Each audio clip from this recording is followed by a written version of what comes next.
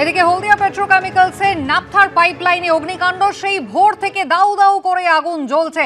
Naphtha অতি দাহ্য বস্তু, আপনারা জানেন, এবং এখনো পর্যন্ত আগুন জ্বলছে এমনটাই জানা যাচ্ছে। একদম রেল লাইন লাগোয়া, দেখতে পাচ্ছেন হলদিয়া পেট্রোকেমিক্যালসের যে গোডাউন তার বাইরের দিকের অংশে আগুন লেগেছে এবং ন্যাপথার যে পাইপলাইন সেখানেই অগ্নিকাণ্ডের ঘটনা। দমকলের একাধিক ইঞ্জিন ঘটনাস্থলে রয়েছে। অন্তত জনা 20 আহত হয়েছেন বলে জানা যাচ্ছেন। তার মধ্যে যাদের অবস্থা গুরুতর ইতিমধ্যেই তাদেরকে গ্রিন করিডোর করে হাসপাতালে, কলকাতার হাসপাতালে স্থানান্তরিত করা হচ্ছে। বিটন চক্রবর্তী আমাদের প্রতিনিধি রয়েছেন আমাদের সঙ্গে। বিটন, এখনো কি আগুন একইভাবে জ্বলছে? দেখো, আগুনের জ্বলার তীব্রতাটা কিছুটা কমলেও আগুন কিন্তু এখনো পর্যন্ত পুরোপুরি নিয়ন্ত্রণে আনা সম্ভব হয়নি।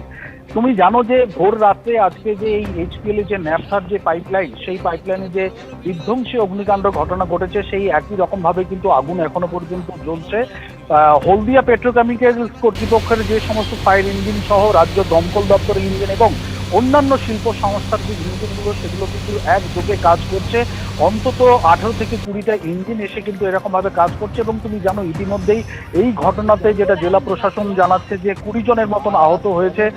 প্রায় 16 জনকে তাদেরকে কিন্তু কলকাতার বিভিন্ন হাসপাতালে সেখানে স্থানান্তরিত করা হয়েছে। এবং এই যে ঘটনাটি ঘটেছে, যে দুর্ঘটনাস্থল, সেখান থেকে প্রায় 2 কিলোমিটার দূর পর্যন্ত, দুদিকে কিন্তু 2 কিলোমিটার দূর পর্যন্ত গাছ যেগুলো সেগুলো ঝলসে গেছে এবং যে সমস্ত ঝুপড়ি বাড়িগুলো ছিল সেগুলোও ক্ষতিগ্রস্ত হয়েছে। এবং ইতিমধ্যে জেলা প্রশাসনের তরফ থেকে তদন্ত শুরু করা হয়েছে। পাশাপাশি এইচপিএল কর্তৃপক্ষের যেটা দাবি যে এই দুর্ঘটনা ঘটেছে, তারা কিন্তু একটি তদন্ত কমিটি গঠন করেছেন। কি কারণে এই ধরনের দুর্ঘটনা ঘটলো সেটা কিন্তু তদন্ত করে তারা দেখছে। তাদের যেটা বক্তব্য যে প্রাথমিকভাবে এই ঘটনাতে যারা আহত হয়েছেন তাদের দ্রুত চিকিৎসার ব্যাপারটিকেই তারা দেখছেন। ধন্যবাদ সুস্মিতা।